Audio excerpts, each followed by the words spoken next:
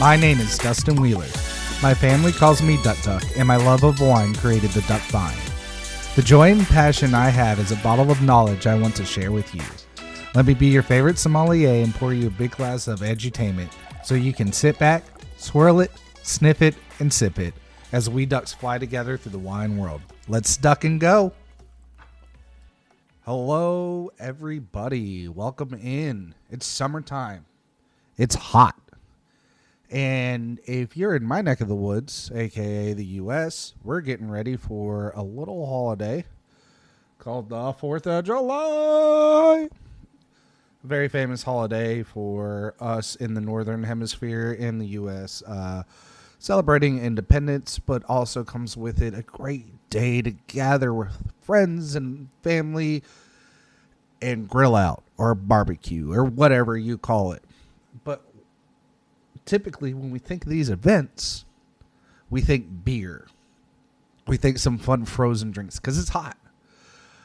But how do we connect wine to such a holiday? We're going to discover that and more on this episode. And we're just going to kind of jump right into it. So I think when we start to look at wine pairings, especially with grilling and barbecuing, there's a few different ways we can go about it. We can make this as simple as we want, but we can make it as complicated as we want.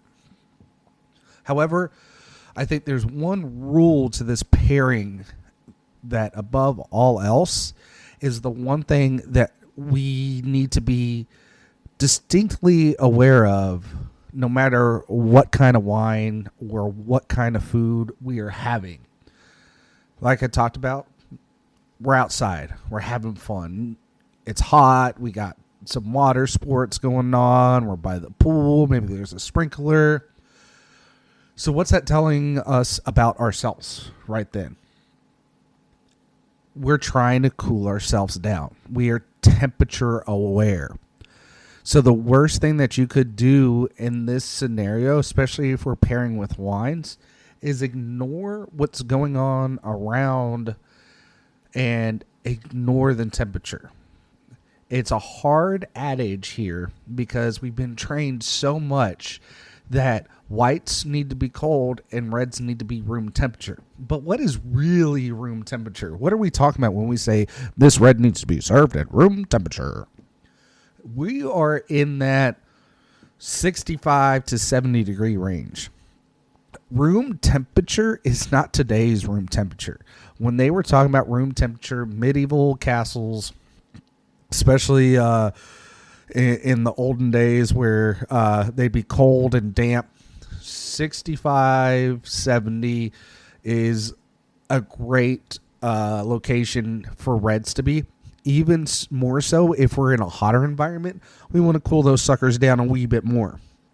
So that is where the kind of like lore, the history of what is room temperature. It's not modern day room temperature. It was back 1400s room temperature. So the biggest mistake we can do today, especially if we're serving any kind of reds with our barbecue, is not cool them off, not chill them down. So there's a few approaches. The whites, we're all going to do it. We're going to stick them in ice. Makes plenty of sense. Ice baths are a very common way that if you still want to keep your wines out, but don't want to have to deal with going in and out of cooler, want easy access to them.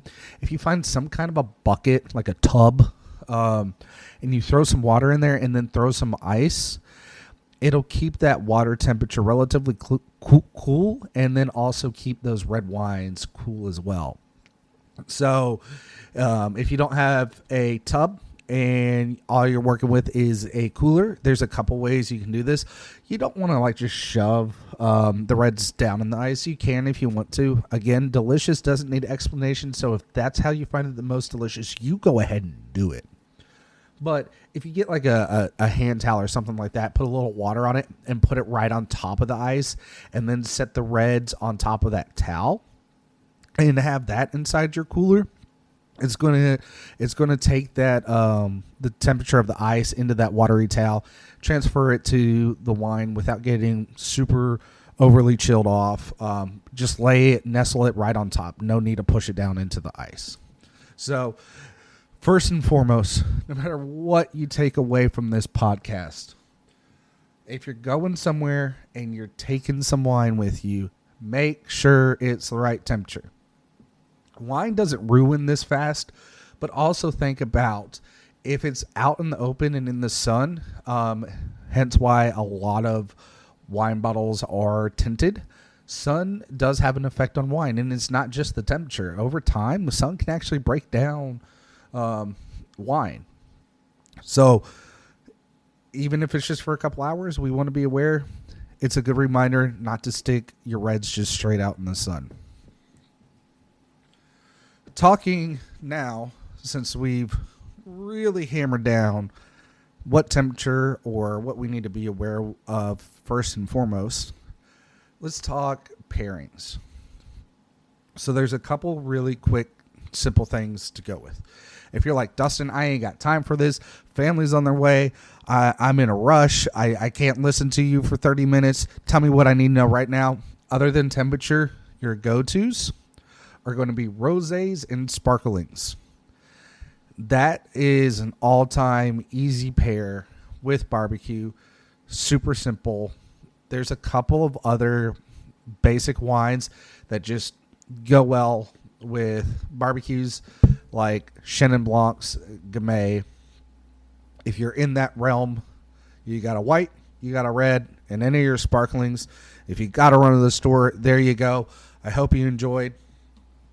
I hope you have a good time with your friends and family.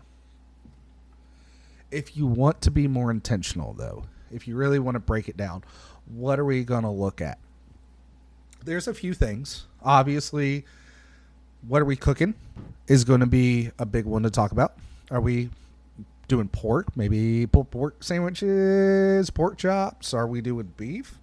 Are we doing some steaks? Some really good steaks? That's going to lead us down one road. Are we vegetarian? Or do we have some great skewers with some veggies on them? Are we looking more towards some good old brats and sausages? I mean, is there anything more American than grilling some good old German brats on the 4th of July and then pairing it with some delicious French wine? I don't know. But being aware of those meats first, and then the second part is how are we seasoning it? Is it saucy? Is it dry rub? Things like that. Because at the end of the day, what's really going to be more important here with the grilling out is the weight of the dish. Sauces are going to change the type of meat wherever we're at. So if we've got, like, think about a pork. If we're doing like a pork shoulder or something like that, someone might say like a Zinfandel or something to that effect, or a Riesling. But if you put it in a spicy or a very peppery sauce, then you might want to go something with a little more chutzpah to it. Maybe like a Chianti, a Tempranillo, something like a Cabernet Blend, Syrah as well, maybe Shiraz. Bold red wines pair excellently with grilled meats because of the umami. The higher fat in those meats balance out tannins really well. So look at the weight of the dish as a whole, not just the meat. Where's the sauce going to put us? Is there fattiness to it? We need to think about it more as a whole experience and not just one part, especially because a lot of times with barbecues, it's just all piled on a couple pieces of bread, slap it together, and we're good to go. When we get into the sauces, what do we need to be aware of there? Because the not so fun part when you talk about sauces is a lot of sauces call for a base that is not easy to be paired with, and that is vinegar. Vinegar, and trying to make a great wine pairing out of vinegar is near impossible. So when I look at salads, or I'm trying to pair salads, Or I'm going to a chef and say, hey, we're going to do a wine dinner, and they try to go towards like a balsamic kind of dressing, anything vinegar based. I'm like, no, we got to stay away from that. There's so many salad dressings out there that we can pair with that do not have vinegar as a main base. So we got to be a little bit aware of that in our sauces. How much vinegar is there? Is it vinegar forward? It does make it a little bit more difficult when when trying to make pairings with a vinegar-based sauce. But let's just talk broadly. North Carolina barbecue sauce is a little bit sweetness. Think of like a Petite Sirah. Really great pairing there. Petite Sirah is big. It's going to play with that little bit of sweetness of that North Carolina barbecue sauce is a real good complement. South Carolina barbecue sauce, or like mustard barbecue sauce. Think of Montepulciano, Sangiovese, Alianico, things out of Italy. Really great pairings with the spiciness of that mustard that has a little more earth to it. Those Italian wines are really going to complement it. And then Kansas City barbecue sauce. Just kind of your like bread and butter quintessential barbecue sauce. Carmenier, Merlot, Cab Franc, any kind of cab blends are going to go well with that. That pyrazines are just going to complement really well with I think like a Sweet Baby Ray's kind of a barbecue sauce. So when we get into white meats or chicken and fish, because not everyone is red meat eater, and maybe a great salmon, great grilled salmon for 4th of July, or a good barbecue chicken, or I've seen the beer can chickens.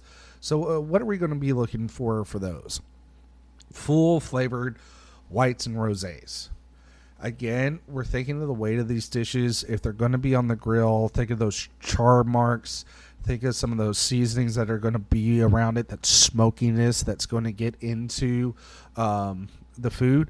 The wine almost acts like a palate cleanser. So you get, those lighter vegetables or fishes and chickens, and you get that rosé or that white, and it really kind of balances out, clears out that smokiness so it's not hanging over too long. So what would be a great wine to complement that? Poulet Fumé, that has a little smokiness of its own. It will kind of hide it. So Sauvignon Blancs is a great one. Riesling. I mean, if we're going to have German brats, might as well have some German wine as well. Gruner, Veltliner, fantastic. Will knock out a lot of great barbecue pairings. So don't overlook Gruner. Really great one. Now, if we're going more into the fishiness, depending on the fish, like a white fish, you might need to go something a little lighter.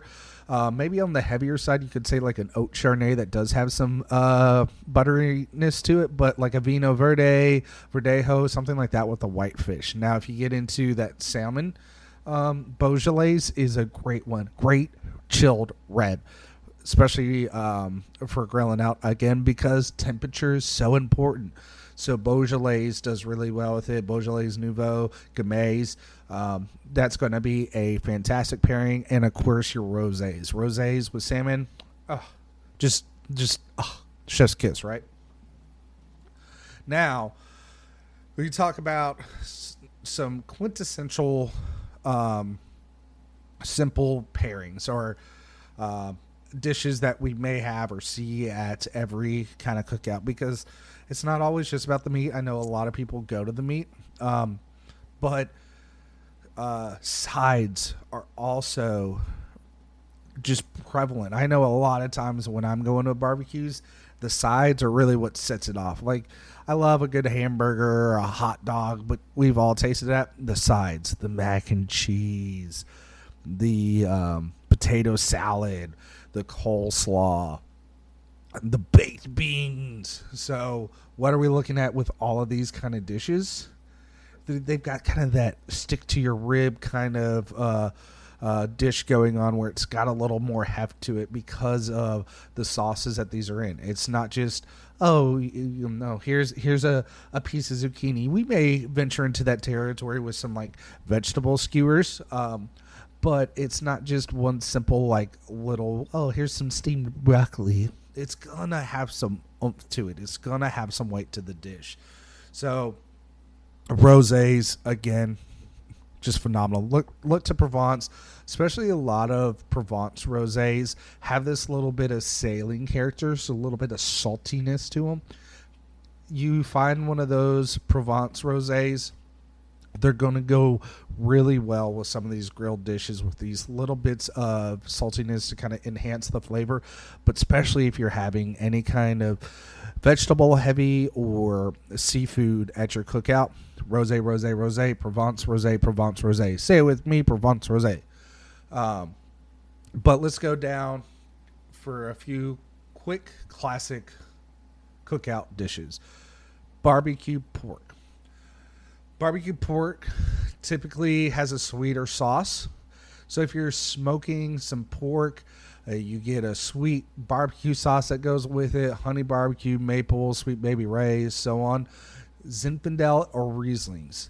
Zinfandel has this jammy fruitiness that's going to really kind of complement that barbecue sauce. And then Riesling, if you get one that's like a little off dry, it's going to have that just a little bit of sugar to enhance that barbecue sauce. Is going to be really great.